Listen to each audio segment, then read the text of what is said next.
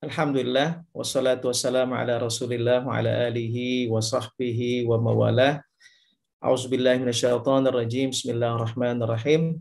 Innama ya'muru masajidallahi man amana billahi wal yaumil akhir wa aqamas shalah wa ataz zakah wa lam yakhsha illallah fa asa ulaika ayyakunu minal muhtadin.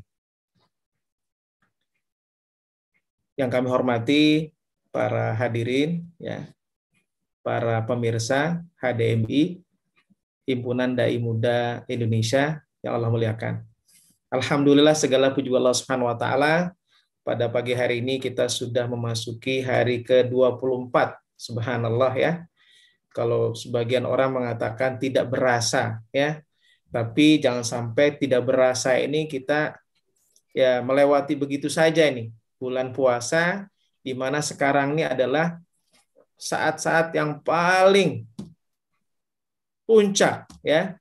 Karena itu hadirin rahimakumullah, kita saling mengingatkan, wazakir fa inna dzikra tanfa'ul mu'minin. Jangan sampai ya momentum di ujung ini jangan sampai terlewat begitu saja. Andaikan dalam 20 hari pertama kemarin bisa jadi kita masih longgar, kita bisa masih banyak lalainya, ya. Jangan sampai nih, ya. Ya, karenanya Rasulullah Shallallahu Alaihi Wasallam dalam hadisnya kan yajtahidu fil ashril awakhir, ya, ma la yajtahidu fi ghairihi. Sesungguhnya Rasulullah Shallallahu Alaihi Wasallam itu bersungguh-sungguh, ya, di 10 hari terakhir. Dan mudah-mudahan, ya, segala amal ibadah kita, sholat kita, zikir kita, tilawah kita, bahkan sholat tarawih kita, dan qiyamul lail kita diterima Allah Subhanahu wa taala. Janji Rasulullah sallallahu alaihi wasallam, man qama lailatal qadri imanan wa ihtisaban ghufira lahu ma taqaddama min zambi. Barang siapa yang bangun sholat qiyamul lail dengan iman dan mengharap ridha Allah Subhanahu wa taala, maka segala dosa-dosanya akan diampuni. Jadi subhanallah, banyak sekali keberkahan, ampunan dari Allah Subhanahu wa taala, bahkan setiap harinya Allah Subhanahu wa taala membebaskan manusia dari api neraka. Mudah-mudahan kita mohon kepada Allah, kita meminta, ya, salah seorang hamba yang akan dibebaskan Allah Subhanahu wa taala dari api neraka adalah salah satunya nama kita, insyaallah. Amin ya rabbal alamin. Hadirin hadirat rahimakumullah. Jadi tema yang diminta oleh saya ini terkait dengan manajemen masjid, ya. Ya sebenarnya, ya, terkait manajemen ini ada ilmu sendiri, ya. Masalah pengelolaan manajemen. Ya, bisa jadi saya terpilih untuk menyampaikan ini karena saya mendapat amanah menjadi ketua masjid di Jakarta, yaitu Masjid Al-Hikmah yang berada di Jakarta Selatan. Saya sebagai ketua masjidnya. Bisa jadi ya pada pagi hari ini kita ya sharing-sharing saja, ya, berbagi cerita bagaimana mengelola rumah Allah Subhanahu wa taala. Hadirin hadirat rahimakumullah. Jadi ahabbul baqa fil ardi wa ahabbu ilallah Subhanahu wa taala huwa baitullah. Jadi tempat, ya, yang paling dicintai oleh Allah Subhanahu wa taala di muka bumi adalah rumah Allah Subhanahu wa taala. Adalah masjid Allah Subhanahu wa taala. Jangan sampai kita, kalau seandainya kita diberikan amanah sebagai pengelola atau pengurus masjid, ya, kita mengelola, ya, kalau istilah sekarang tidak profesional, ya, tidak baik, ya, atau bisa sembarangkan. Bagaimana kita bisa mendapatkan keberkahan yang baik di Allah Subhanahu wa taala kalau rumahnya kita salah urus? Apalagi tadi sudah disampaikan di awal bahwa rumah yang paling dicintai Allah Subhanahu wa taala di muka bumi adalah Baitullah wa huwa al-masjid, yaitu rumah Allah Subhanahu wa taala. Karena itu kalau kita lihat bisa jadi di beberapa tempat, ya, di negeri kita ada masjid-masjid atau musola-musola yang memang fungsinya hanya sebagai makanun lil ibadah, hanya sebagai pusat ibadah saja. Bahkan lebih sederhana lagi, hanya fungsinya untuk lisalawatil khams, untuk melaksanakan sholat fardu saja 5 waktu. Setelah itu selesai, ya, dibuka ketika sholat subuh, ya, habis itu selesai sholat subuh, dikunci lagi, nanti menjelang zuhur dibuka lagi, ya, kemudian ditutup lagi, hanya sebagai ya seremoni aja atau istilahnya ritual saja. Tentunya nanti kita perlu bagaimana al-masjid fi sadril Islam. Bagaimana kita bisa mengenal masjid dalam masa Rasulullah Shallallahu Alaihi Wasallam atau dalam masa salafus saleh, bagaimana mereka menggunakan, memanfaatkan rumah Allah Subhanahu Wa Taala. Tadi di awal saya sudah menyampaikan sebuah ayat dalam Al-Qur'anul Karim, surah At-Taubah ayat 18, bahwa inilah karakteristik yang diinginkan Allah Subhanahu wa taala mereka-mereka yang melakukan takmir masjid. Mereka yang melakukan ya imaratul masajid, ya memakmurkan rumah Allah Subhanahu wa taala. A'udzubillahi minasyaitonir rajim. Innama ya'muru masajidallahi man amana billahi wal yaumil akhir wa aqamas shalah wa ataz zakah wa lam yakhsha illallah fa'asa ulaika ayyakunu minal muhtadin. Ya, ini kita bisa membaca bagaimana Allah Subhanahu wa taala menginginkan mereka-mereka yang melakukan takmir, ya, memakmurkan rumah Allah Subhanahu wa taala. Innama ya'muru masajidallah, hanya saja atau sesungguhnya yang melaksanakan takmir, memakmurkan masjid-masjid Allah Subhanahu wa taala, ini yang diinginkan oleh Allah Subhanahu wa taala. Man amana billahi wal yaumil akhir. Mereka yang beriman kepada Allah dan hari akhirat. Wa aqamas shalah, mereka mendirikan salat. Wa ataz zakah, mereka menunaikan zakat. Wa lam yakhsha illallah, dan mereka tidak takut kecuali kepada Allah Subhanahu wa taala. Jadi manusia-manusia hebat, ya, kalau kita membaca dalam sejarah Islam bagaimana muncul lahir dari rumah Allah Subhanahu wa taala. Misalnya Al-Khulafaur Rasyidun, para pemimpin Al-Khulafa Ar-Rasyidun, Abu Bakar, Umar, Utsman, Ali radhiyallahu anhum ajma'in, ya. Mereka itu lahir dibina oleh Rasulullah sallallahu alaihi wasallam min aina? Minal masajid atau minal masjid atau minal masjidin Nabi. Mereka itu bisa menjadi tokoh yang hebat, tokoh yang luar biasa. Pembinaannya itu adalah di rumah Allah Subhanahu wa taala. Ya. Karena itu nanti kita coba memahami bagaimana daurul masjid fil Islam, daurul masjid fi sadril Islam. Ya, bagaimana ya masjid itu ketika di zaman Rasulullah Shallallahu Alaihi Wasallam. Yang pertama, ya ini mungkin saya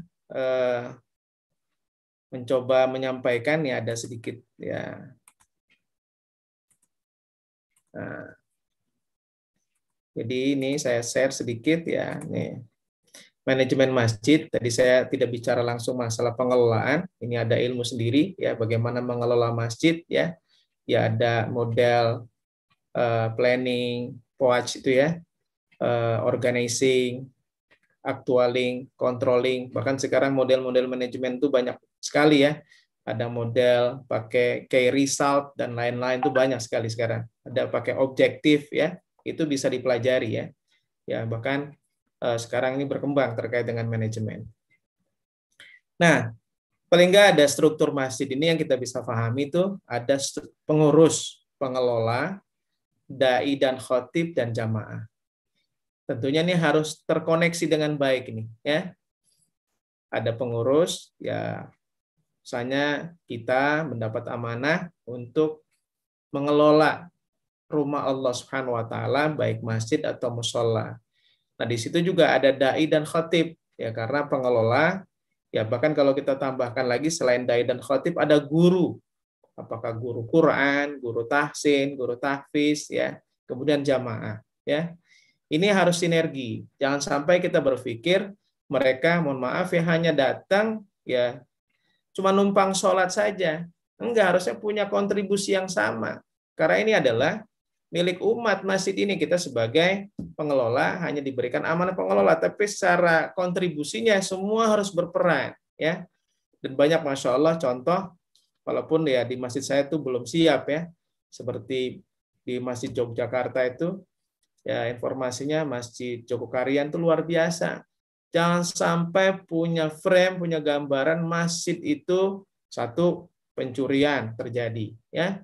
Masjid itu punya kotor dan lain sebagainya. Bahkan beliau sampaikan tuh, ya, subhanallah, ya, kalau seandainya ada jamaah kami yang sendalnya hilang, kita ganti sesuai dengan sendal yang dia pakai. Kalau memang dia ada hilang motor, kita ganti. Itu subhanallah. Itu luar biasa itu.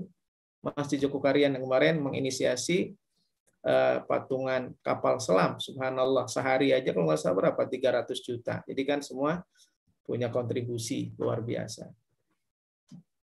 Nah, ini gambarannya peran masjid. Ini saya baca di buku Tarikhul Masjid karangan Toha Jabir, ya. Waktu itu nih saya sebenarnya menulis artikel seperti ini, Risalatul Masjid Bainal Ma'mul, ya, Bainal Yaum wal Ma'mul. Jadi risalah masjid, tugas masjid antara sekarang dan akan datang, ya. Jadi di situ di buku itu nih saya tulis, ada bukunya, waktu itu saya lagi ke maktabah di Madinah, ya, ada maktabah Masjidil Nabawi, di atas saya dapetin buku, kebetulan ya saya lagi nulis tentang Risalatul Masjid, fungsi masjid, ya. Kita singkatnya saja, ya. Jadi dalam buku itu disebutkan paling tidak ada 9 di sini, ya, bagaimana dulu para ulama atau para khalifah, bahkan di zaman Rasulullah SAW, pengelolaan masjid. Pertama adalah Markazul Islam wa Dinul Muslimin. Dia sebagai pusat kegiatan agama, kegiatan Islam dan agama, ya, orang-orang Islam. Kenapa? Karena masjid tadi udah kita sampaikan, laisa makanan faqat bil ibadah. Dia bukan saja buat ibadah, buat ritual, tapi bagaimana nih ada proses tarbiyah di sini. Ada pendidikan keislaman. Ya, apakah terkait nanti dengan khotib Jumatnya, terkait dengan PHBI-nya, peringatan Hari Besar Islam, atau terkait nanti ada halakoh-halakoh tahsin, tahfiz, ya. Ya. Kalau misalnya kita ke Masjid Nabawi misalnya, itu subhanallah, ya. Pengelolaannya bahkan ada yang namanya sekolah Al-Haram, ya. Sekolah Haram itu ada di sana. Jadi sekolahnya betul-betul ya di masjid pengelolaannya. Kalau di Masjid Nabawi itu ada halaqah tahfiz, ada sekolah, ada halaqah-halaqah ilmi, bahkan di samalah di Mekah juga ada terkait dengan sekolahnya, ada sekolah haram, pengajian juga banyak, bahkan setiap sudut ada berbagai ilmu kalau kita mau belajar, ada yang fikih, ada yang tafsir, ada hadis dan lain-lain. Itu subhanallah dilakukan pengelolaan dengan baik, ya. Kenapa? Karena memang ini sebagai pusatnya nih. Jadi gambarannya kalau seandainya ikan ini ya tidak ada air, pasti akan mati. Begitu juga gambaran bahwa jantungnya orang Islam itu adalah di masjid, ya. Kemudian ada dia sebagai Baitul Malil Muslimin, sebagai Baitul Mal. Ya, pengelolaan dulu kan masjid itu mirip seperti pemerintah, ya. Semua pengelolaan itu pusatnya adalah di masjid, ya. Terus banyak sekali, ya. Karena waktunya singkat, ya. Misalnya kita ke bawah lagi ada sijnun yuhbasu fihi al-mujrimun. Dia juga bisa digunakan sebagai penjara, ya. Jadi ada dalam sejarah Islam itu dijadikan penjara masjid itu, ada ruang-ruang. Ya kenapa? Karena memang dulu pengelolaannya belum seperti modern sekarang, ya. Tapi masjid pun dijadikan sebagai pusat rehabilitasi juga, gitu kan? Kemudian lagi di bawahnya lagi as-saidalah wal mustausof. Ada juga sebagai saidalah itu apotek, ya.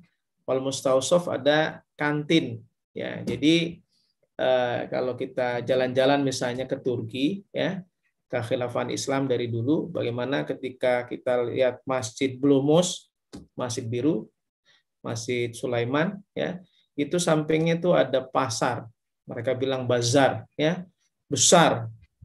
Jadi itulah yang dilakukan juga oleh Rasulullah SAW ketika sampai ke Madinah, ya, atau sebelumnya ke Kuba.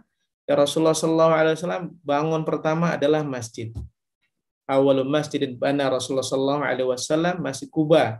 Kemudian ketika Rasulullah sampai ke Madinah pun Rasulullah bangun yang pertama kali, ya, selain 3 hal yang dilakukan, mempersaudarakan muhajir dan ansor, kemudian adalah membangun masjid. Nah, yang ketiga, selain bangun masjid, karena waktu itu perekonomian dikuasai oleh orang-orang Yahudi, maka Rasulullah pun, ya, menginstruksikan untuk membangun yang namanya pasar.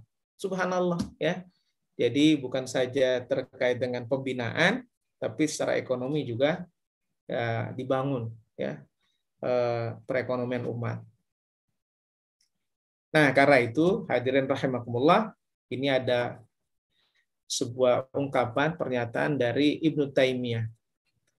Waqad ajmala Ibnu Taimiyah rahimahullah wazaifa al-masajid ala ahdi Rasulillah sallallahu alaihi wasallam biqaulihi. Sungguh bagus apa yang disampaikan oleh Ibnu Taimiyah ketika bicara wazaif, fungsi, ya, tugas dari masjid di masa Rasulullah sallallahu alaihi wasallam. Nah, saya lanjut saja. Fa innan Nabiy sallallahu alaihi wasallam assasa masjidahu al-mubarak ala taqwa. Sesungguhnya Rasulullah sallallahu alaihi wasallam bangun masjid itu berdasarkan takwa. Kan memang ada ayatnya kan, ya. Assasa ala taqwa. Surat apa tuh? Masih di surat At-Taubah juga kalau tidak salah, ya. La taqum fihi abadan la masjidun ussisa ala taqwa min awwali yaumin ahaqqu an taquma fihi rijalu yuhibbuna ay yatatahharu wallahu yuhibbul mutahhirin. Itu surat Taubah ayat 108. Jadi Rasulullah SAW membangun masjidnya dengan landasan takwa. Nah, ini perannya nih. Fa fihi shalah, di dalamnya ibadah salat, wal qiraah, baca Quran, wa zikir, wa ta'limul ilmi wal khutab, keilmuan dan ceramah-ceramah. Ini satu baris sendiri.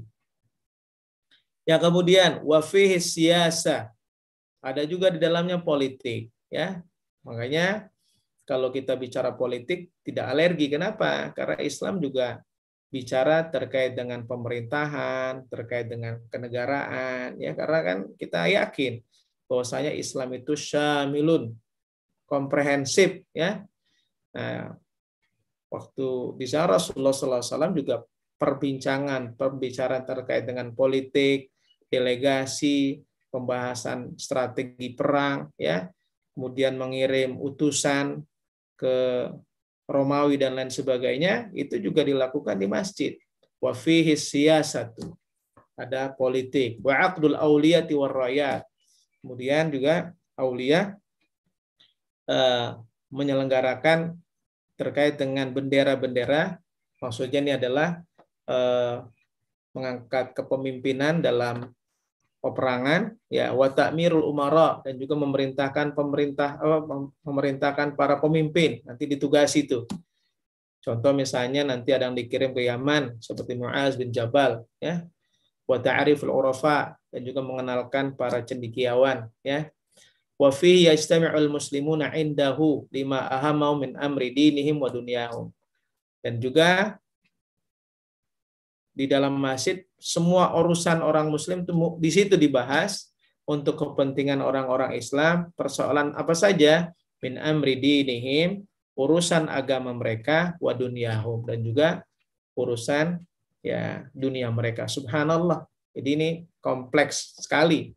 Fungsi dari masjid tidak berhenti hanya ritual ibadah saja.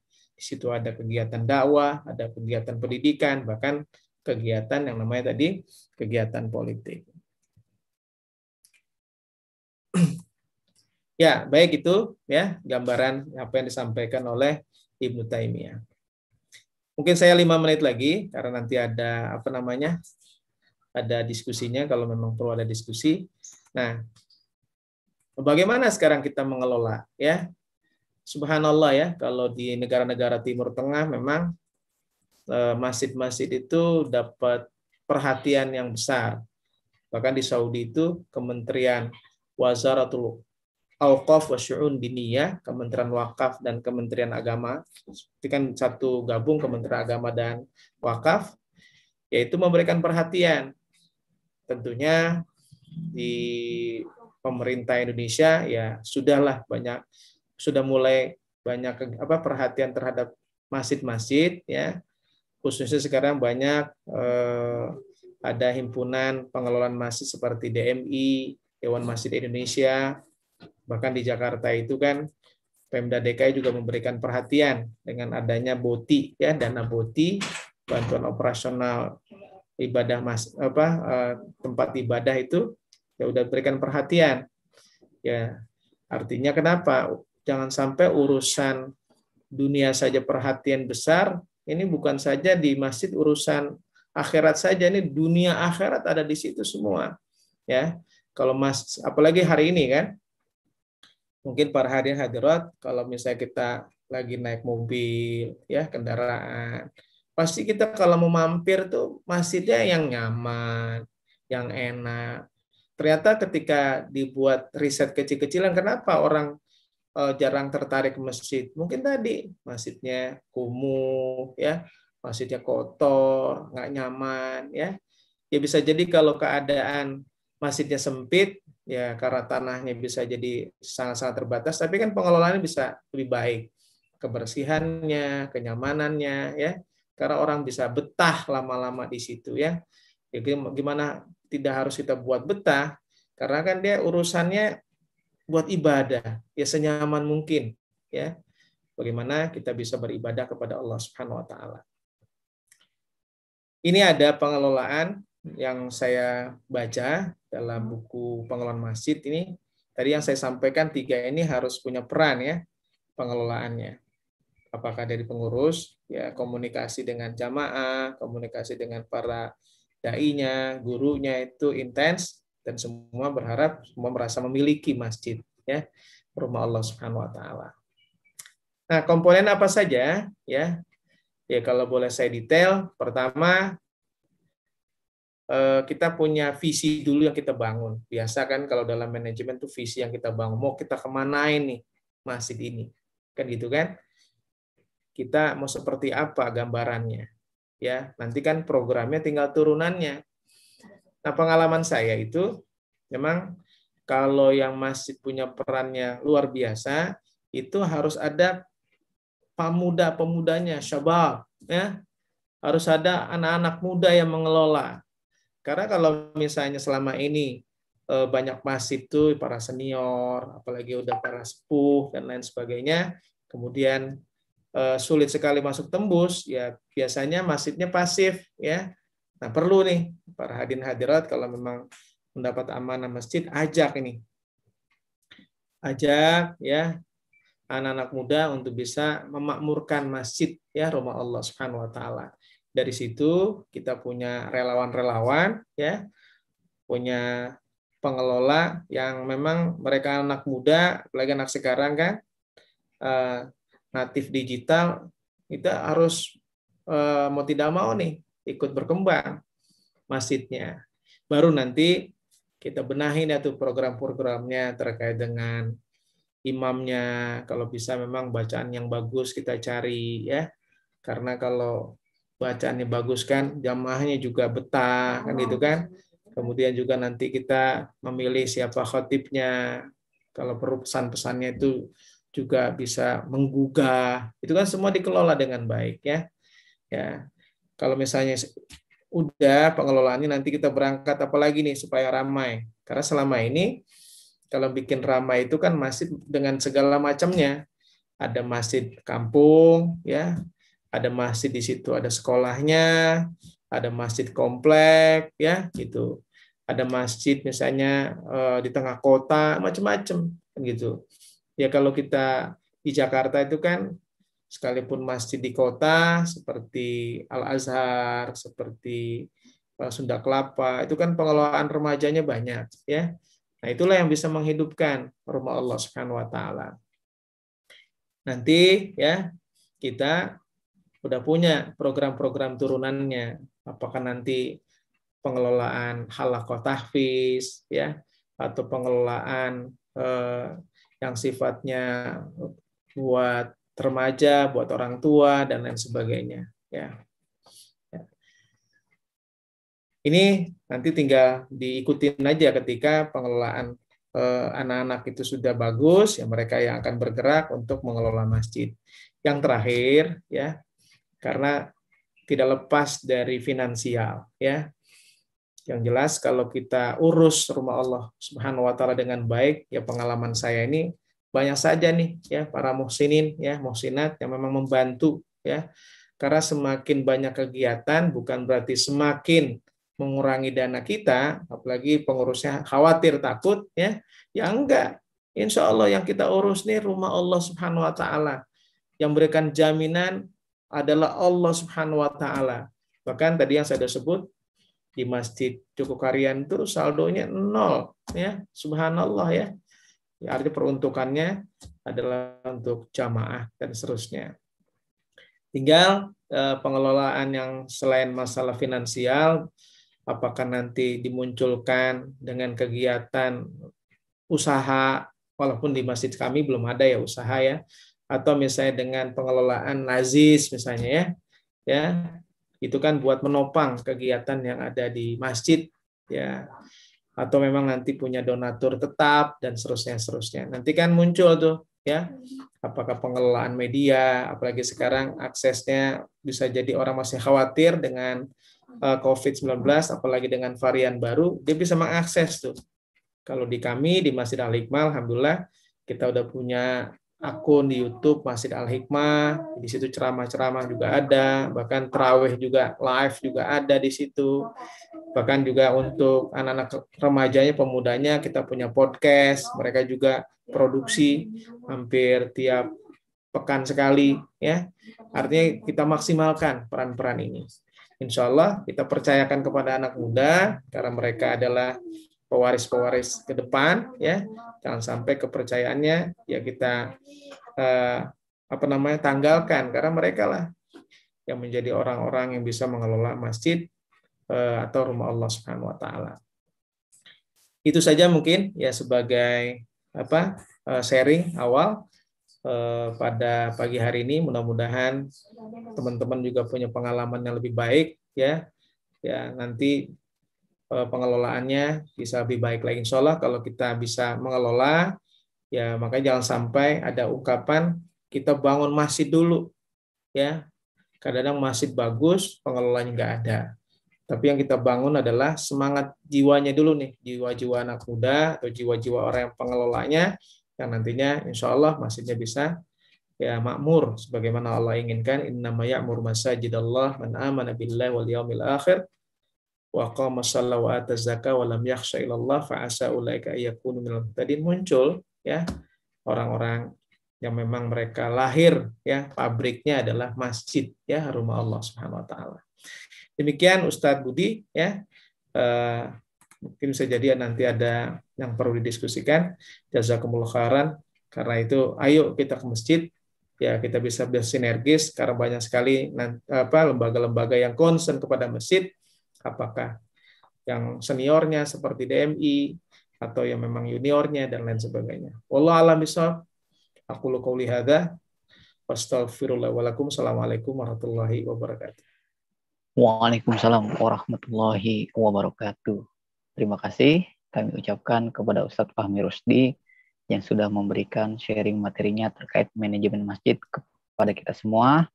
Yang intinya masjid itu bukan sekedar tempat ibadah, tetapi juga betul-betul harus dijadikan tempat tarbiyah bagi sosial, bahkan dakwah, dan seterusnya.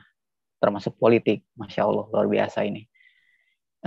Langsung saja mungkin kali ya ke sesi pertanyaan. Barangkali di antara peserta yang ingin bertanya dipersilakan mengirimkan pertanyaannya pada kolom chat aplikasi Zoom ini, atau mungkin langsung saja diaktifkan mikrofonnya agar bisa berdiskusi langsung. Ini sedikit pertanyaan Ustadz dari saya pribadi sih sebenarnya. Siap. Kan tadi kan masjid itu kan sebagai lembaga pendidikan ya Ustadz ya. Nah, cuma yang saya lihat ini walaupun ada DMI sekalipun gitu ya, itu masih banyak masjid-masjid yang diurus oleh takmir-takmir yang untuk pendidikan manajemen masjid itu sendiri masih minim gitu Ustadz. Termasuk ya tadi pengumpulan dana atau kas masjid yang semakin banyak itu seolah-olah tuh malah makin membanggakan gitu bagi kebanyakan masjid Indonesia. Nah, barangkali ada bocoran dari Ustadz Fahmi gitu, bagaimana kerja-kerja DMI ini untuk mendidik para takmir gitu loh Ustadz. Biar ya setengah-enggaknya nggak selevel dengan Joko Karyan lah, minimal semakmum gitu. Itu Ustadz, makasih. Ya, baik. Jazakumullah khairan. Memang jumlah masjid itu di Indonesia itu lebih dari 700.000. Ya, itu jumlahnya sangat fantastis sekali. Ya, bahkan di beberapa daerah seperti Jakarta, orang Betawi kadang-kadang menjadi sebuah kebanggaan kalau dia punya masjid. Ya, bisa jadi ini juga beberapa orang juga punya demikian. Jadi kenapa? Karena memang sentralnya di masjid. Nah, tapi bagaimana pengelolaan? Jadi saya sendiri bukan pengurus DMI, tapi berinteraksi Masjid Al-Hikmah misalnya bagian dari DMI yang sudah member of DMI. Nah, kalau misalnya belum, ya berarti kan perlu tadi nih ada approach pendekatan. Kalau seandainya Ustadz Budi ya kebetulan tinggal di situ, ya kita silaturahim nih ya dengan pengurusnya. Karena kan proses untuk bisa bekerja sama itu kan tidak sebentar. Ya bisa jadi pengalaman mereka-mereka yang para senior ini berbeda dengan pengalaman yang kita. Kadang-kadang mereka kan menganggap ini udah luar biasa. Apalagi tadi disampaikan finansialnya lumayan ya, bahkan istilahnya menjadi sebuah kebanggaan. Persoalannya adalah apakah dana itu ya diperuntukkan buat kegiatan masjid dan juga keperluan masjid lainnya atau tidak. Ya bisa jadi amanah itu mereka khawatir sekali kan terhadap dana yang besar. Tinggal bagaimana tadi nih bisa menghidupkan dari kalau saya tadi sampaikan dari remajanya nih, dari pemudanya. Ya kalau seandainya dari hadirin hadirat kebetulan tinggal di masjid ya kita juga perlu nih datang silaturahim, diskusi, ngobrol-ngobrol gimana? Karena tadi jangan sampai kita tadi numpang doang, numpang ibadah. Padahal kan kalau di situ masjidnya menjadi mercusuar, ya itu bisa menerangi itu semuanya, jadi bisa tercover. Ya, saya memang belum bisa melakukan seperti apa yang disebut tadi Masjid Joko Karyan. Dia tuh punya list jamaah, ya semuanya terregistrasi, bahkan dia bisa memetakan mana-mana saja yang ekonominya tinggi, yang ekonominya menengah, ekonominya yang di bawah, bahkan di mana-mana orang non-muslim tinggal, itu bisa dipetakan. Subhanallah. Berarti kan jalan tuh semua aktivitasnya.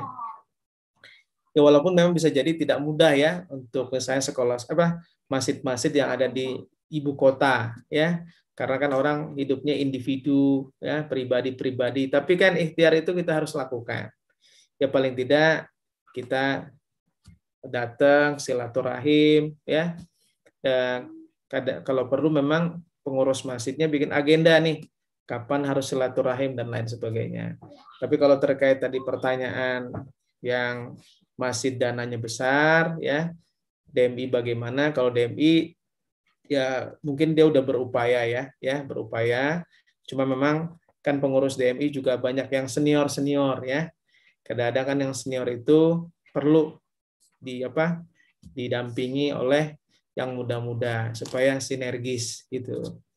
Begitu Ustadz Budi, Allah alam bisawab. Iya, Ustadz. Ini ada pertanyaan lagi, Ustadz. Bagaimana sih sikap masjid terhadap keaktifan anak-anak kecil ketika sholat gitu? Karena ada masjid yang galak sama anak kecil, ya konsekuensi positifnya anak kecilnya berbarisnya rapi, bercandanya minim gitu loh. Tapi ada masjid atau musola yang dia tuh udah membiarkan aja anak kecil, sehingga anak kecilnya itu rame datang, ya tapi berisiknya nggak karuan gitu Ustadz. Ini gimana Ustadz masjid dalam memandang keaktifan anak-anak kecil ini? Ya, Masya Allah ya. Ini memang persoalan yang muncul selalu, tidak mudah memang untuk bisa menyelesaikannya. Jadi istilahnya kita menyebut masjid ramah anak ya. Ya, emang kalau kita sebagai pengelola memang harus sabarnya itu bukan hanya sekali dua kali nih, puluhan kali harus sabar apalagi anak-anak. Contoh saja bisa jadi infrastruktur atau SDM dari masjid musola itu tidak memadai. Sementara kita sebagai jamaah musola atau masjid punya ekspektasi besar. Kadang-kadang nggak nyambung, kan gitu. Yang kedua, tadi paradigma orang tua itu kan memang dulu aja, kalau kita masih anak-anak tuh, memang kalau anak lari-larian udah dimarahin, dijewer, dan lain sebagainya. Tapi kan dengan manajemen baru, kita sebenarnya bisa melakukan yang lebih ramah, kan gitu kan. Ya, saya aja dulu sama kakek saya tuh ya dijewer, ya udah pulang nggak ke masjid lagi. Tapi kalau anak dulu patuh, taat gitu. Kalau anak sekarang mah, kalau istilahnya dijewer, jewer lagi dia. Malah ngeyel gitu. Jadi memang tadi menurut saya infrastrukturnya belum siap ya. Contoh, kalau seandainya ada yang berisik, lihat dulu nih musolanya layak atau enggak. Karena di beberapa masjid itu memang dia dibagi nih. Contoh ya, saya pernah ke Masjid Az-Zikro ya, yang Ustadz almarhum Arifin Ilham, memang dia ada petugasnya. Ketika ada anak-anak masuk, udah petugasnya datang, Pak, di sini anak-anak diposisikan gitu loh. Atau kalau di masjid saya, masjid kami nih, Masjid Al-Hikmah, jadi sholat tarawih ini supaya tidak mengganggu untuk yang dewasa, kita punya sholat tarawih khusus anak.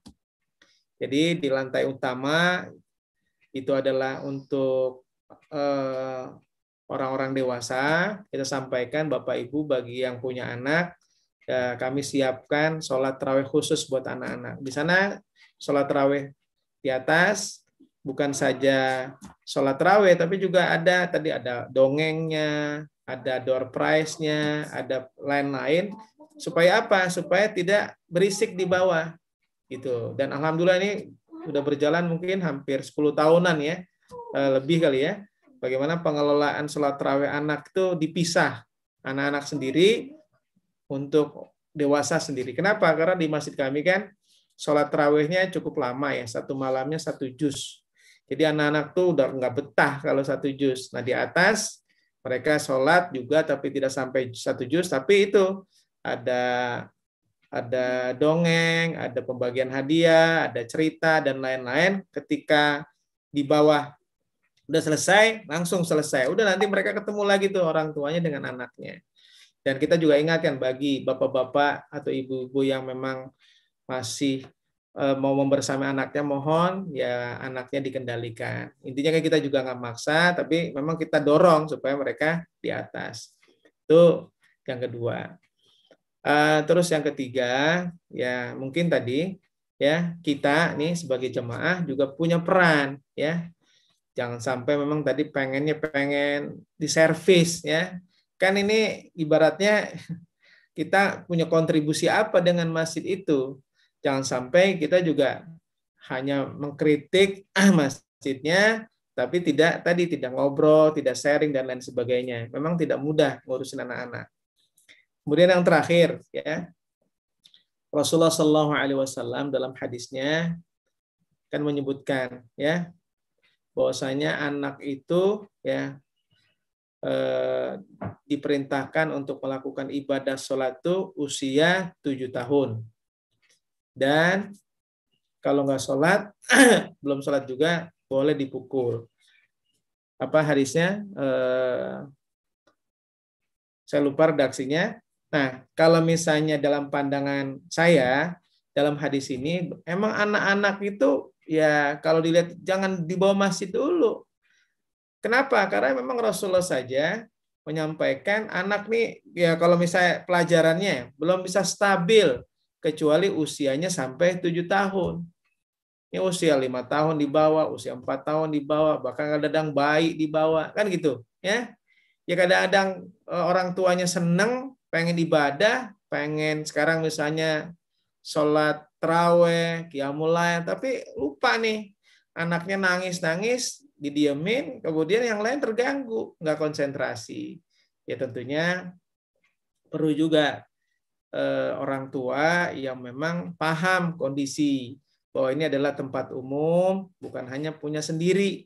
Nah, kalau memang dia bisa mengendalikan kan tadi, usia anak ketika sholat 7 tahun, berarti kan anak jangan sampai nih, hebat mana kita dengan Nabi, pasti lebih hebat Nabi kan, sudah menentukan usianya 7 tahun. Berarti kan kalau misalnya pun mau ngajari dia ke masjid, jangan waktu sholat.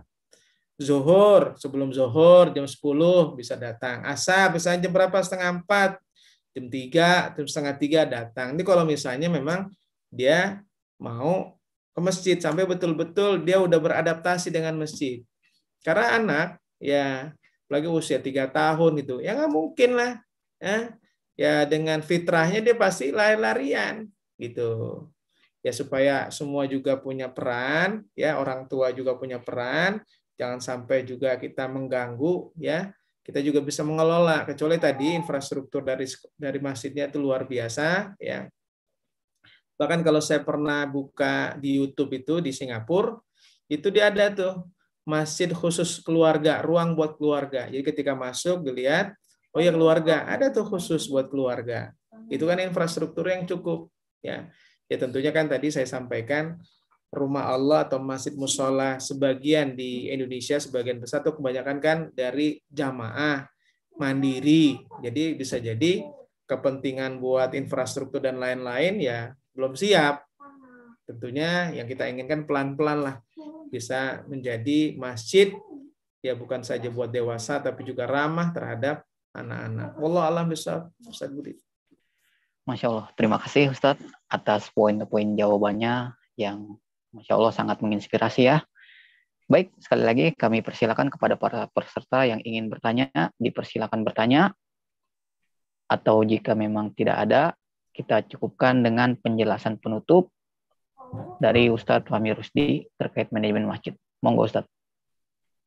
Baik, jazakumullah khairan katsira. Jadi saya sampaikan tadi di depan bahwa masjid bukan saja buat ibadah saja, buat kegiatan dakwah, buat kegiatan pendidikan, buat kegiatan semuanya. Sekali lagi memang ini tidak bisa dilakukan sendirian. Jadi kalau memang perlu, bikinlah musyawarah dengan jamaah masjid. Apakah 6 bulan sekali, ajak ya mereka tukar pikiran. Jadi jangan sampai yang saya lihat memang orang soleh sendirian aja. Datang ke masjid, sholat, selesai, pulang. Datang ke masjid, sholat, pulang. Ya, ini jangan demikian. Kita kalau misalnya diamanahkan pengurus, ya bolehlah disapa-sapa, ajak ngobrol. Kalau perlu, ya tukar pikiran gimana nih masjid nih, seperti apa nih ke depan. Karena bisa jadi kita belum kenal, dan kita juga jangan sampai menjustifikasi jamaahnya, karena jamaah itu kan semua model ada di situ. Kalau istilahnya semua partai, misalnya kalau boleh dibilang ada partai gitu ya, ada di dalam masjid. Nah itu kan kita bisa ngobrol-ngobrol, ya paling enggak bikin musyawarah ya. Karena saya dapat cerita di Kuwait di Masjid Al-Kabir ya, itu setiap pekan tuh mereka istilahnya apa ya? Mungkin kita sebut aja coffee break ya. Itu setiap pada subuh, setiap pekan mereka ngobrol-ngobrol. Ada teh pagi atau nasi uduk pagi atau apalah gitu kan kita buat supaya memang ya santai gitu. Jangan selama ini ya semuanya harus formal. Ya kalau perlu nanti kan masukan dari mereka apa? Kan sekarang kan bahasanya customer voice ya. Kalau memang mereka inginkan, oh ternyata mereka maunya begini-begini. Ketika mereka kita ajak, kita libatkan, mereka juga punya solusinya. Oh iya, saya punya begini-begini. Oh ternyata misalnya dalam kajian, oh yang mereka inginkan tuh materinya ini. Oh mereka pengennya seperti ini. Paling nggak kita bisa mengakomodasi, ya. Artinya kita jangan kaku-kaku sekali. Memang tidak mudah kalau seandainya pengurus masjidnya yang senior, ya, yang udah sepuh, ya. Tentunya tadi saya sudah sampaikan bagaimana kita yang kebetulan tinggal di situ bisa akrab, kemudian bisa ngobrol, bisa silaturahim, yang bisa sinergi lah. Jadi bukan saja kita keluhkan, tapi kita menjadi solusinya. Wallahu alam, mudah-mudahan bisa bermanfaat buat saya khususnya dan semuanya. Jazakumullah khairan katsiran. Alhamdulillah. Jazakumullah khairan katsiran. Terima kasih kami ucapkan kepada Ustadz Amir Rusdi yang sudah membersamai kita pada kajian online spesial Ramadan Himpunan Dai Muda Indonesia 1442 Hijriah pada subuh ini. Kita berdoa semoga beliau beserta keluarga dan tim masjidnya senantiasa diberkahi kinerjanya oleh Allah Subhanahu wa taala. Amin ya rabbal alamin. Baik, terima kasih juga kami ucapkan kepada para peserta yang sudah hadir pada kajian Ba'da Subuh ini. Kita berdoa semoga ilmu yang kita dapatkan adalah ilmu yang juga kita manfaatkan dan kita amalkan. Amin ya rabbal alamin. Alhamdulillah kita sudah di penghujung acara dan mari sama-sama kita akhiri kajian online Ba'da Subuh ini dengan membaca hamdalah dan doa penutup majelis. Alhamdulillahirabbil alamin. Subhanallah. Sekian, assalamualaikum warahmatullahi wabarakatuh. Assalamualaikum warahmatullahi wabarakatuh. Izin, Ustadz Budi. Siap, Ustadz.